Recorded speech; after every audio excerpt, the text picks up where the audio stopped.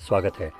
मेरे सामने एक Honor Magic 7 Pro है और आज मैं आपको दिखाऊंगा कि इस फ़ोन की सेटअप प्रक्रिया कैसे पूरी करें। जब आप इसे पहली बार चालू करेंगे तो आपके सामने एक स्वागत स्क्रीन आएगी जहां आप अपनी पसंदीदा भाषा चुन सकते हैं। अब मेरे लिए इसमें पहले से ही सही भाषा अंग्रेजी चुनी हुई है, तो अब मैं गेट स्टार्टेड चुनूंगा और अब मैं अपना क्षेत्र चुन सकता हूं। अब ये पूरी तरह से अप्रासंगिक है। जहाँ तक मुझे पता है इससे वास्तव में कुछ भी नहीं बदलता, तो मैं इसी विकल्प पर रहूँगा और इससे मैं टर्म्स ऑफ यूज़ पर पहुँच जाता हूँ। अब हमारे पास terms of use, software license agreement और बेसिक सर्विसेज स्टेटमेंट है और आप डिटेल्स पर टैप करके ठीक ठीक पढ़ सकते हैं कि आप किससे सहमत हो रहे हैं। लेकिन अंत में आपको यह चुनना ही होगा कि आपने ऊपर दिए गए सभी नियमों को ध्यानपूर्वक पढ़ लिया है और उनसे सहमत हैं, जैसा कि हम सब करते हैं। बिना कभी डिटेल्स पर टैप किए हम कंटिन्यू चुनने वाले हैं। इंसर्ट सिम कार्ड, ये भी एक बार फिर वैकल्पिक है और ये आपको मोबाइल नेटवर्क से कनेक्ट करने के लिए सिम कार्ड डालने की अनुमति देता है। अगर आप ई सैम कार्ड का उपयोग करते हैं तो यहाँ ऐड ई सैम इंस्टेड पर क्लिक करें, या अगर आप कोई सिम कार्ड नहीं डालना चाहते तो कंटिन्यू चुनें और इसके बाद आप वाईफाई कनेक्शन पेज पर पहुँच जाएंगे।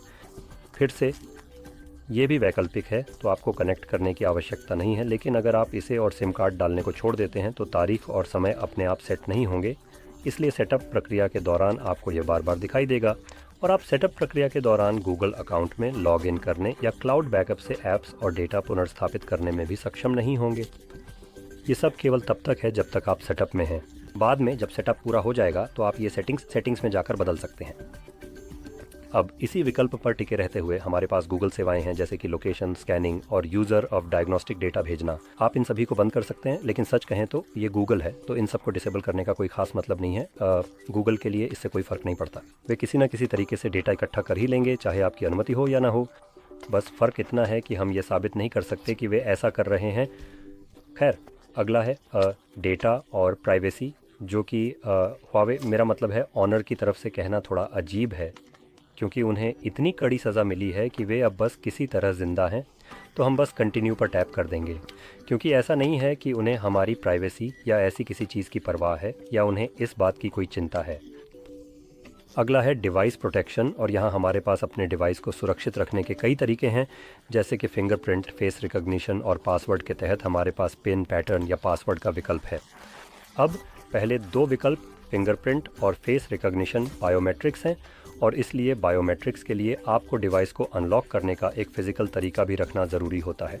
इसका कारण ये है कि बायोमेट्रिक्स 100% विश्वसनीय नहीं होते और कभी कभी किसी अज्ञात कारण से वे आपके डिवाइस को अनलॉक नहीं कर पाते।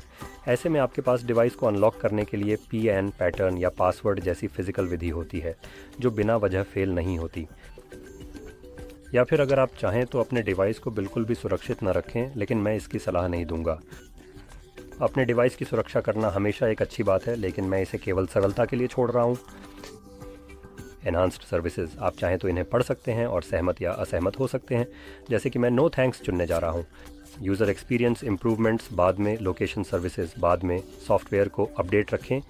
अब अगर आप नहीं चाहते कि आपका फ़ोन अपने आप नए सॉफ्टवेयर पर अपडेट हो जाए, तो आप यहाँ इस नीले टेक्स्ट पर क्लिक कर सकते हैं और फिर डोंट एनेबल चुन सकते हैं। अगला है सिस्टम नेविगेशन, जेस्चर बटन। मैं जेस्चर के साथ ही रहूँगा जो डिफ़ॉल्ट रूप से चुने गए हैं, और बस हो गया, मेरा डिवाइस अब सेटअप हो गया है। अगर आपको ये वीडियो मददगार लगी हो तो लाइक करें, सब्सक्राइब करें और देखने के लिए धन्यवाद।